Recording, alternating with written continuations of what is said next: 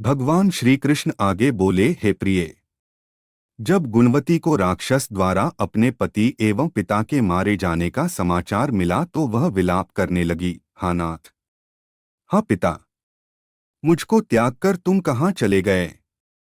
मैं अकेली स्त्री तुम्हारे बिना अब क्या करूं? अब मेरे भोजन वस्त्र आदि की व्यवस्था कौन करेगा? घर में प्रेम पूर्वक मेरा पालन पोषण कौन करेगा? मैं कुछ भी नहीं कर सकती। मुझ विधवा की कौन रक्षा करेगा? मैं कहाँ जाऊं? मेरे पास तो अब कोई ठिकाना भी नहीं रहा। इस प्रकार विलाप करते हुए गुणवती चक्कर खाकर धरती पर गिर पड़ी और बेहोश हो गई। बहुत देर बाद जब उसे होश आया तो वह पहले की ही भांति करुण विलाप करते हुए शोक सागर में डूब गई। कुछ समय के पश्चात जब वह संभली तो उसे ध्यान आया कि पिता और पति की मृत्यु के बाद मुझे उनकी क्रिया करनी चाहिए, जिससे उनकी गति हो सके। इसलिए उसने अपने घर का सारा सामान बेच दिया और उससे प्राप्त धन से उसने अपने पिता एवं पति का श्राद्ध आदि कर्म किया। तत्पश्चात वह उसी नगर में रहते हुए आठों पहर भगवान विष्णु की भक्ति करने लगी। उसने मृत्यु पर्यंत तक नियमपूर्वक सभी एकादशियों का व्रत और कार्तिक महीने में उपवास एवं व्रत किए। हे प्रिय, एकादशी और कार्तिक व्रत मुझे बहुत ही प्रिय हैं। इनसे मुक्ति, भुक्ति, पुत्र तथा संपत्ति प्राप्त होती है।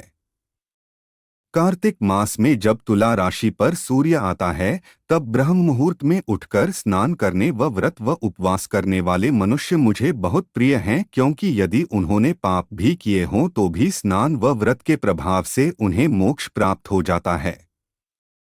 कार्तिक में स्नान, जागरण, दीपदान तथा तुलसी के पौधे की रक्षा करने वाले मनुष्य साक्षात भगवान विष्णु के समान है। कार्तिक मास में मंदिर में झाड़ू लगाने वाले, स्वस्तिक बनाने वाले तथा भगवान विष्णु की पूजा करने वाले मनुष्य जन्म मरण के चक्कर से छुटकारा पा जाते हैं। यह सुनकर गुणवती भी प्रतिवर्ष श्रद्धापूर्वक कार्तिक का व्रत और भगवान विष्णु की पूजा करने लगी। हे प्रिय, एक बार उसे ज्वर हो गया और वह बहुत कमजोर भी हो गई, फिर भी वह किसी प्रकार गंगा स्नान के लिए चली गई। गंगा तक तो वह पहुंच गई, परंतु शीत के कारण वह बुरी तरह से कांप रही थी। इस कारण वह शिथिल हो गई। तब मेरे दूत उसे मेरे धाम में ले आए।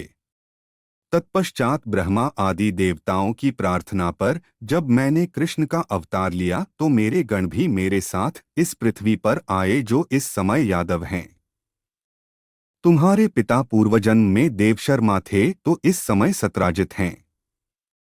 पूर्वजन्म में चंद्र शर्मा जो तुम्हारा पति था वह डाकू है, और हे देवी, तू ही वह गुणवती है।